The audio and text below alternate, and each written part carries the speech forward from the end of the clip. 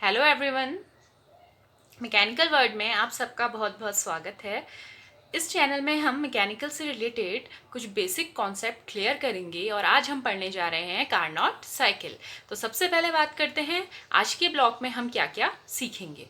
तो हमारा जो कार्नोट साइकिल है उसे रिवर्सिबल साइकिल और आइडियल साइकिल कहा जाता है। तो हम इसका रीज़न पता करेंगे। सेकेंडरी जो इसमें अजम्पशन है कार्नोट साइकिल के लिए वो जानेंगे। कौन कौन सी प्रोसेस इसमें यूज़ होती है, इसकी एफिशिएंसी पता करेंगे। और उसके बाद सबसे इम्पॉर्टेंट क्वेश्चन कि कार्नोट साइकिल आइडियल साइकिल है, इसकी एफिशिएंसी मैक्सिमम है, तो इसको हम प्रैक्टिकली यूज़ क्यों नहीं कर सकते हैं। तो आइए शुरू करते हैं आज का ब्लॉग। सबसे पहले हम बात करते हैं रिवर्सिबल। कोई प्रोसेस या कोई भी साइकिल रिवर्सिबल कब कहलाती है? कोई साइकिल रिवर्सिबल तब कहलाती है जब उसकी सभी प्रोसेस रिवर्सिबल हो। तो यहाँ से वर्ड आता है रिवर्सिबल। अगर हम रिवर्सिबल की बात करें तो हमारा ये पीवी डायग्राम है। पीवी डायग्राम में एक प्रोसेस है 1 to 2।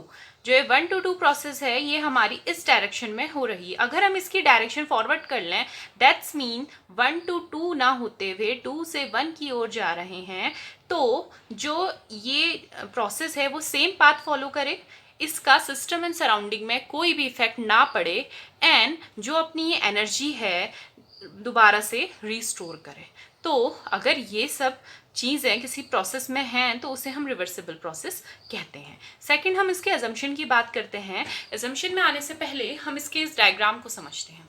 इस डायग्राम में हमारे पास ये सिलेंडर है, ये इसमें पिस्टन है, ये हमारी दो कवर हैं। एक हमारी डाइथर्मिक कवर है, दूसरी हमारा इंसुलेटेड कवर है। इन दोनों कवर्स को हम सिलेंड्रिकल हेड में अपनी प्रोसेस में जैसी हमारी ज़रूरत है उसके अकॉर्डिंग अटैच और डी अटैच करते हैं। ये हमारे दो रिजर्वोयर हैं, ये हाई हीट रिजर्वोयर है, ये लो हीट रिजर्वोयर है। इसका टेम्परेचर T1 इसके रिस्पेक्ट में काफ़ी ज़्यादा है। अब इसके अजम्पशन की बात करें, सबसे पहला अजम्पशन ये है कि जो इसमें वर्किंग फ्लूइड यूज़ हो रहा है वो हमारा आइडियल गैस यूज़ होगा और उसकी स्पेसिफिक हीट कांस्टेंट रहेगी।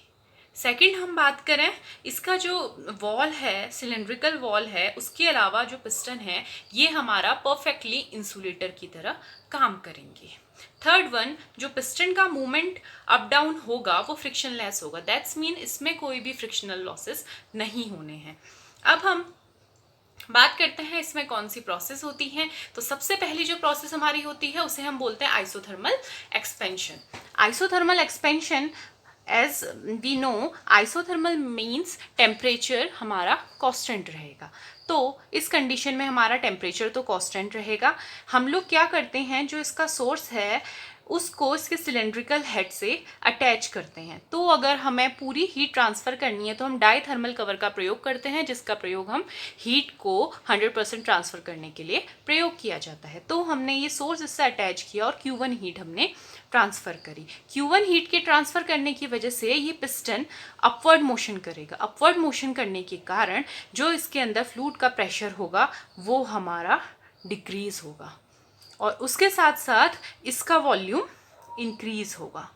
जहाँ हम टेम्परेचर की बात करें तो जो हमारा टेम्परेचर है ये आइसोथर्मल प्रोसेस है, जिसकी वजह से जो इसका टेम्परेचर है वो कांस्टेंट रहेगा।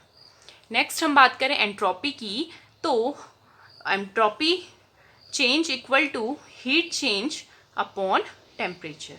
इससे हमें पता चलता है जो एंट्रोपी होती है वो हीट के प्रोपोर्शनल होती है। दैट्स मीन इस प्रोसेस में हमारा हीट एडिशन हो रहा है तो जो हमारा एंट्रोपी चेंज है वो हमारा इंक्रीज होगा।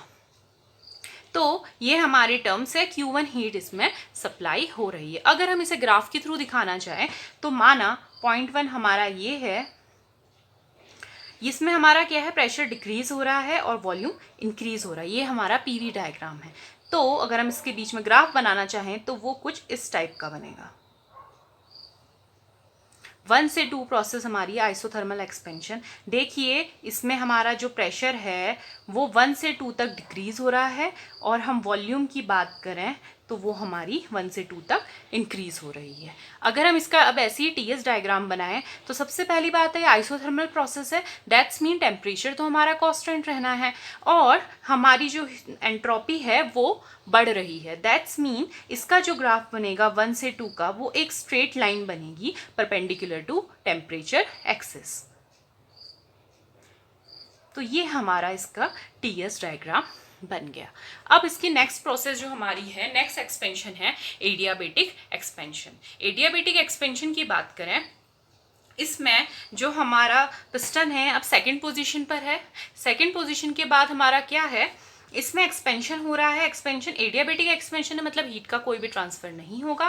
दैट्स मीन हम यहाँ इंसुलेटेड कवर का प्रयोग करेंगे और ये हीट सिंक इससे हट जाएगा। अब इसमें ये जो हमारा पूरा सिलेंडर है ये चारों तरफ से इंसुलेटेड हो गया है, कोई भी हीट का लॉस और हीट का ट्रांसफर नहीं हो रहा है। अब इस कंडीशन में एक्सपेंशन हो रहा है, दैट्स मीन हमारा प्रेशर अगेन कम होगा। वॉल्यूम की बात करें वो हमारी इंक्रीज हो रही है। देखिए पहले इतनी वॉल्यूम थी, अब वो बढ़ के 2 से 3 में वॉल्यूम हमारा जो वर्किंग फ्लूइड की है वो इंक्रीज हो रही है। टेम्परेचर की बात करें, इसमें इसकी इंटरनल एनर्जी कंज्यूम होगी, क्योंकि कोई हमारी बाहर से एनर्जी मिल नहीं रही है तो इसकी इंटरनल एनर्जी कंज्यूम होगी। इसका मतलब इंटरनल एनर्जी कंज्यूम होगी, दैट्स मीन जो हमारा टेम्परेचर होगा वो हमारा क्या डिक्रीज होगा। और इसमें हमारी कोई भी एक्सटर्नल हीट नहीं आ रही है, दैट्स मीन इसमें की जो एंट्रोपी होगी वो हमारी कांस्टेंट रहेगी, मतलब जो हमारी एंट्रोपी है वो हमारी कांस्टेंट है। इस कंडीशन में अगर हम ग्राफ बनाना चाहें तो हम सेकंड पॉइंट पे पहुंच चुके थे, सेकंड से 3 तक फिर से हमारा प्रेशर डिक्रीज होना और वॉल्यूम इंक्रीज होना है। तो हम इसका ग्राफ दिखाना चाहें तो वो कुछ इस टाइप का बनेगा। इस ग्राफ में आप देखिए वॉल्यूम तो हमारा इंक्रीज हो रहा है 2 से 3 तक, लेकिन प्रेशर क्या है, डिक्रीज हो रहा है 2 से 3 में अगर हम आ रहे हैं। अब इसका अगर हम ग्राफ बनाना चाहें टीएस डायग्राम में हमें पता है कि इसकी एंट्रोपी कांस्टेंट रहनी है लेकिन टेम्परेचर डिक्रीज होना है। तो इसका ग्राफ स्ट्रेट लाइन एक बनेगी जो हमारी एंट्रोपी वाले एक्सिस पे परपेंडिकुलर होगी। तो ये हमारा पॉइंट 3 है। ये हमारी 2 प्रोसेस हैं जो एक्सपेंशन की है वो यहाँ पर कंप्लीट हो गई है। अब नेक्स्ट 2 प्रोसेसेस की ओर आते हैं। कंडीशन 3 में पहुंचने के बाद क्या होगा, अब हमारा ये फ्यूल अब इसमें हम लोग क्या करेंगे, ये हीट सिंक को इसके हेड से कनेक्ट करेंगे और जो हमारा ये कवर है डायथर्मिक कवर का प्रयोग करेंगे। ये हीट अब रिजेक्ट होगी, वर्क डन होने के बाद हीट रिजेक्ट हो रही है। तो माना यहाँ से Q2 हीट हमारी रिजेक्ट हुई है, ठीक है। Q2 हीट रिजेक्ट होने के कारण कंप्रेशन हो रहा है।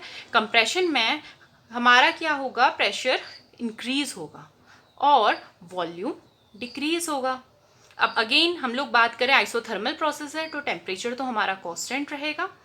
और एंट्रोपी की बात करें तो अगर हीट एडिशन हो रहा था तो एंट्रोपी बढ़ रही थी, हीट रिजेक्ट होगी तो एंट्रोपी डिक्रीज होगी। तो चलिए अब इसका ग्राफ बनाते हैं। इस प्रोसेस में हमारा ग्राफ हम 3 पोजीशन तक पहुंच गए थे। अब इस कंडीशन में क्या है, प्रेशर इंक्रीज होना है लेकिन वॉल्यूम डिक्रीज होना है। इसके पीवी डायग्राम कुछ इस टाइप का बनेगा। इसमें देखिए हमारा वॉल्यूम तो जो हमारा डिक्रीज हो रहा है लेकिन प्रेशर 3 से 4 तक इंक्रीज हो रहा है। तो ये हमारा डायग्राम बन गया आइसोथर्मल कंप्रेशन का पीवी डायग्राम। ऐसे हम टीएस की बात करें, आइसोथर्मल प्रोसेस है, दैट्स मीन टेम्परेचर तो कांस्टेंट रहना है लेकिन एंट्रोपी डिक्रीज होनी है। तो एंट्रोपी हमारी डिक्रीज होने के लिए एक स्ट्रेट लाइन बनेगी। देखिए 3 से 4 में अगर हम जा रहे हैं तो एंट्रोपी डिक्रीज हो रही है लेकिन टेम्परेचर हमारा कांस्टेंट है। तो ये हमारी प्रोसेस कहलाती है आइसोथर्मल कंप्रेशन। अब नेक्स्ट की बात करें तो एडियाबेटिक कंप्रेशन है। एडियाबेटिक कंप्रेशन तक हम 4th पोजीशन पे पहुंच चुके हैं, मतलब हमारी 4th पोजीशन, हमारी पिस्टन की पोजीशन यहाँ पर है। अब हम क्या कर रहे हैं, एडियाबेटिक कंप्रेशन है मतलब इंसुलेटेड कवर हमने यहाँ पे यूज कर लिया, मतलब हीट का कोई भी ट्रांसफर नहीं हो रहा है। अब ये पूरी बॉडी एक इंसुलेटेड की तरह काम कर रही है। अब इसमें हम बात करें, पिस्टन का मूवमेंट 4 से 1 में हो रहा है, दैट्स मीन कंप्रेशन हो रहा है। कंप्रेशन की कंडीशन पे हमारी प्रेशर इंक्रीज करता है और वॉल्यूम की बात करें वो हमारा डिक्रीज हो रहा है। और ये इसमें हमारा क्या है, जो टेम्परेचर है वो इंक्रीज होगा क्योंकि ये कंप्रेशन है, और जो इसकी एंट्रोपी है क्योंकि कोई भी हीट का ट्रांजैक्शन नहीं हो रहा है, दैट्स मीन एंट्रोपी जो है हमारी कांस्टेंट रहेगी। अब हम इसका ग्राफ बनाते हैं। 4 से 1 तक की जो प्रोसेस है इसमें हमारा प्रेशर इंक्रीज हो रहा है और वॉल्यूम डिक्रीज हो रहा है, तो हम इसको कुछ इस टाइप से दिखाएंगे। और इसमें आप देखिए ये हमारा प्रेशर 1 से लेकर 4 तक डिक्रीज हो रहा है, और हम इसकी वॉल्यूम की बात करें तो वॉल्यूम हमारी डिक्रीज हो रही है। अब हम इसका टीएस डायग्राम दिखाते हैं तो हमें एक स्ट्रेट लाइन मिलेगी क्योंकि एंट्रोपी कांस्टेंट है। और अब हम साइकिल हमारी कौन होती है, साइकिल हमारी हम उस प्रोसेस को बोलते हैं जिसमें स्टार्टिंग पॉइंट और एंडिंग पॉइंट सेम हो। तो जो हमारा ग्राफ हमें प्राप्त हुआ है वो कुछ इस टाइप का है। 1 से हमने स्टार्ट किया था, चारों प्रोसेस होने के बाद वर्क डन हमें मिलने के बाद हम लोग अगेन फर्स्ट पोजीशन पर आ गए हैं। तो जिसका स्टार्टिंग और एंड पॉइंट हमारा आइडेंटिकल होता है वो हमारा साइकिल कहलाता है। 1 से 2 प्रोसेस में और 3 से 4 पोजीशन में हमारा हीट का ट्रांसफ़र हुआ है। 2 से 3 एंड 1 से 4 पोजीशन में कोई भी हीट का ट्रांसफ़र नहीं हुआ है। और ये हमारा टीएस डायग्राम है। तो चलिए बात करते हैं इसकी इफ़िशियंसी की। जैसे हम जानते हैं जो हमारी इफ़िशियंसी होती है वो हमारी आउटपुट अपॉन इनपुट इनटू 100 होती है। तो इस प्रोसेस में हमने जो इनपुट दिया था हमने हीट दी थी, तो हमारी हीट कितनी है, हमारी हीट सप्लाई है Q1, और हमारा वर्क डन अगर हम निकालें तो हमारा जो थर्मोडायनेमिक्स का सेकेंड लॉ है उसके अकॉर्डिंग जो हमारा वर्क डन होता है, वर्क डन जो हमारा होता है हीट सप्लाई और माइनस हीट रिजेक्शन, मतलब इन दोनों का डिफरेंस होता है। ठीक है, तो अगर हम इस फॉर्मूले में रखना चाहें तो इफिशियंसी इक्वल टू हमारा होगा, हीट सप्लाई हमने करी थी Q1, ये देखिए, और हीट रिजेक्ट जो हमारी हुई है वो है Q2। तो हम Q1 minus Q2 divided by heat supply हमारी है Q1 मल्टीप्लाइड बाई 100, ये हमारा इफिशियंसी का फॉर्मूला है। अगर हम स्पेसिफिक हीट का फॉर्मूला लिखें तो हमारा होगा mCT1, और Q1 अगर हम Q2 की बात करें तो होगा mCT2। इस फॉर्मूले को अगर हम इफ़िशियंसी के फॉर्मूले में अप्लाई करें तो हमें जो इफ़िशियंसी का फॉर्मूला मिलेगा वो मिलेगा T1 minus T2 upon T1 into 100। अब देखिए इस फॉर्मूले से हमें क्या पता चलता है, हम इसकी इफ़िशियंसी कैसे बढ़ा सकते हैं। इफ़िशियंसी कैसे बढ़ेगी, अगर हम T1 माइनस T2 मतलब दोनों जो हमारे हीट सोर्स हैं उनका डिफरेंस काफ़ी बढ़ा दें तो हमारी इफ़िशियंसी बढ़ेगी। उसके साथ साथ अगर हम इनिशियल मतलब हमारा जो हीट सोर्स है उसका टेम्परेचर कम करते जाएं तो भी हमारी इफ़िशियंसी बढ़ेगी। तो ये हमें हमारा इफ़िशियंसी का फॉर्मूला मिल चुका है। अब सबसे इम्पॉर्टेंट बात, इसे हम आइडियल साइकिल क्यों बोलते हैं। आइडियल साइकिल इसीलिए बोला जाता है क्योंकि इसकी इफ़िशियंसी मैक्सिमम होती है, और मैक्सिमम होती है दैट्स मीन ये हमारे लिए काफ़ी बेनिफिशियल हो सकता था, लेकिन ये प्रैक्टिकली यूज़ नहीं किया जाता है। अब इसका रीज़न जानते हैं। इसका रीज़न सिर्फ हमारा 1 से लेकर 3 तक की जो कंडीशन है उसमें है। अब 1 से लेकर 3 तक हमारे 2 टाइप के एक्सपेंशन होते हैं। फर्स्ट हमारा 1 से लेकर 2 तक जो हमारी प्रोसेस होती है उसमें हमारा टेम्परेचर इक्वल टू कांस्टेंट, और जो हमारी 2 से 3 तक की प्रोसेस होती है उसमें हमारी हीट क्या रहती है, कांस्टेंट। अगर हम इस एक्सपेंशन की बात करें, ये एक्सपेंशन में हमारी टेम्परेचर कांस्टेंट रहना और हीट का ट्रांसफ़र होना है, तो ये प्रोसेस तभी पॉसिबल है जब हमारा पिस्टन इतने स्लो मोशन करे कि उसमें हीट का ट्रांसफ़र हो बिना टेम्परेचर के वेरिएशन के। और सेकेंडरी अगर हम 2 से 3 की प्रोसेस की बात करें जो हमारा एडियाबेटिक है, ये प्रोसेस हमारा इतना फास्ट होना चाहिए कि जो हमारा हीट ट्रांसफ़र तो कांस्टेंट रहे लेकिन टेम्परेचर का वेरिएशन हो। अब हम सब जानते हैं तो हमारा एक्सपेंशन प्रोसेस है वो हमारी सिंगल स्ट्रोक में होती है। तो अगर पिस्टन का मूवमेंट हम एक स्ट्रोक में बात करें तो वो एक जगह पर काफ़ी स्लो और एक जगह पे काफ़ी फास्ट, जो अभी तक पॉसिबल नहीं है। यही कारण है कि जो हमारा कार्नोट साइकिल है वो हमारा आइडियली ही वर्क करता है और वो अभी तक फिजिबल नहीं हो पाया है। तो अब हम नेक्स्ट ब्लॉक में जानेंगे कि कार्नोट साइकिल की रेमेडीज़ क्या हैं, हम कौन सी प्रोसेस को चेंज करें जो हम इस साइकिल को यूज़ कर सकें प्रैक्टिकली। चलिए, आपको आज का ब्लॉग कैसा लगा ज़रूर बताइएगा। इससे रिलेटेड कोई अगर आपको क्वेरी हो तो कमेंट करिएगा। मिलते हैं अगले ब्लॉग में। Thank you.